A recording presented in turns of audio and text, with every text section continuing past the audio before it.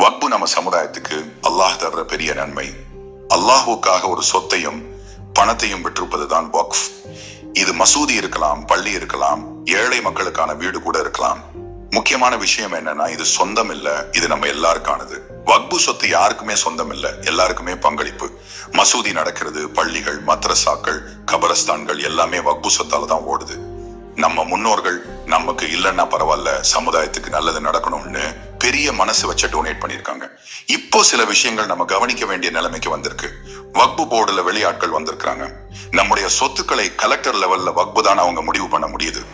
நாம அப்போலேருந்து யூஸ் பண்ணிட்டு வந்த இடங்களை ஒரே மாதிரி காத்துக்க முடியாம போகுது. இது எல்லாம் நம்ம உரிமையை பாதிக்கக்கூடிய விஷயங்கள். அதனால நம்ம சமுதாயம் என்ன பண்ணணும்? வக்பு சொத்துக்கள் அரசாங்கத்தோட இல்ல, நம்ம முஸ்லிம் சமுதாயத்தோடது. எல்லாரும் ஒரே மனசா இருந்து சட்ட ரீதியா உரிமை கேட்கணும். யாராலையும் இடையூறு வராம டாக்குமெண்ட்ஸ் அவேர்னஸ் எல்லாம் முன்னே வச்சிருக்கணும். இளம் தலைமுறை டெக்னாலஜியும் யூஸ் பண்ணி வக்புவை டிஜிட்டல் ரெக்கார்ட்ஸா பாதுகாக்கணும்.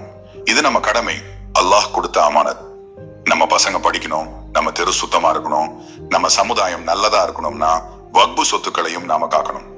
ஹதீஸ்ல என்ன சொல்லப்பட்டுள்ளது? நபிகள் நாயகம் சொன்னாங்க, மனிதன் இறந்த பிறகு 3 நற்காரியங்கள் தான் தொடரும். 1 தொடர்ச்சியான தானம், சதகா ஜரியா, 2 பயனுள்ள அறிவு, 3 பிரார்த்தனை செய்யும் நல்ல பிள்ளை. ஷஹீஹ் முஸ்லிம். இதுல சதகா ஜரியா வக்பு தான் முக்கிய இடம் பிடிக்குது. சஹாபாக்களின் உதாரணங்கள். உமர் ரலி அவர்கள் ஒரு நிலத்தை நபி ஸல்லல்லாஹு கேட்டார். நபி சொன்னாங்க, அதை விற்காம கொடுக்காம, வாரிசுகளுக்கு கொடுக்காம வருமானத்தை மட்டும் நல்லதுக்கு பயன்படுத்து. உஸ்மான் ரலி அவர்கள் ரவுமா கிணறு பெரிய விலையில் வாங்கி பொதுக்காக டொனேட் பண்ணினார். ஆயிஷா ரலி அவர்கள் பெண்கள் கல்விக்காக சொத்துக்களை வக்பு பண்ணினாங்க. வக்பு பண்ணினால என்ன நன்மை? இறந்த பிறகும் தவாப் கிடைக்கும். ஏழைகளுக்கான வசதிகள், பள்ளி, மருத்துவமனை, கபரஸ்தான், சமுதாய வளர்ச்சி. அல்லாஹ்விடம் உயர்ந்த தரம். நம்மால இப்ப என்ன பண்ண முடியும்னா, வக்பு சொத்துக்கள் பத்தி தெரிஞ்சுக்கோங்க. நம்ம ஊர்ல என்ன வக்பு ப்ராப்பர்ட்டி இருக்குன்னு கண்டுபிடிங்க. சட்ட ரீதியில டாக்குமெண்ட்ஸ் கிளியரா வச்சுக்கோங்க. டிஜிட்டல் ரெக்கார்ட்ஸ் மெயின்டைன் பண்ணுங்க.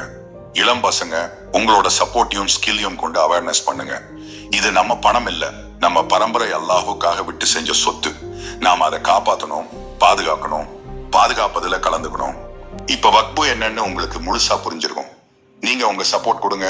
அல்லாஹ் உங்கள் நற்காரியங்களுக்கு அருள் புரிவானாக.